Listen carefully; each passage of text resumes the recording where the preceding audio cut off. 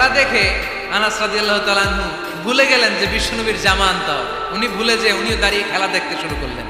এখন ঘন্টার পর ঘন্টা যায়, আনাসও আসে না, জামাও আসে না। বিশ্বনবী ভাবলেন, হায় রে, আনাস মনে হয় ভুলে গিয়েছে, কি আর করা, যাই নিজের জামা নিজেই নিয়ে আসি। বিশ্বনবী বের হলেন জামা আনতে। বের হয়েই দেখে মদিনার গলিতে বাচ্চারা খেলতেছে, ওইদিকে আনাস রাদিয়াল্লাহু আনহু দাঁড়ান। বিষ্ণু ইসলাম কিছু বললেন না, যে উনিও আনাস রাদিয়াল্লাহু তাআলা আনহুর পাশে দাঁড়িয়ে খেলা দেখতে আরম্ভ করলেন। সুবহানাল্লাহ পড়বেন না? সাইয়েদনা আনাস খেলা দেখতে দেখতে দেখতে দেখতে দেখতে দেখতে হঠাৎ বিশ্বনবীর দিকে চোখ পড়ে গেছে। বিশ্বনবীর চোখের দেখে যখন সাইয়েদনা আনাস রাদিয়াল্লাহু তাআলা আনহুর চোখ পড়ে গেছে, সাইয়েদনা আনাস বলে, আমার কলিজাটা এখান থেকে এই দিকে চলে আসছে ভয়ে। কিসে? ভয়ে। উনি বললেন, আমার গলা শুকিয়ে যেতে আরম্ভ করলো, কাঁপতে লাগলাম।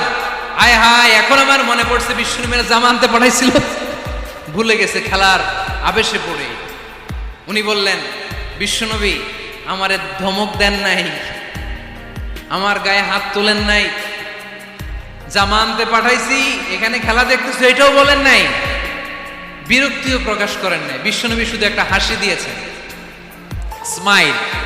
কি দিয়েছেন? একটা মুচকি হাসি দিয়েছেন। কি হাসি? সাইয়েদনা আনাস বলে, ওই যে ওই দিনের বিশ্বনবীর মুচকি হাসির শাসন মরার আগের দিন পর্যন্ত আমি আনাসকে সোজা রাস্তায় রেখেছি, আর ডানে বায়ে নেয় নাই।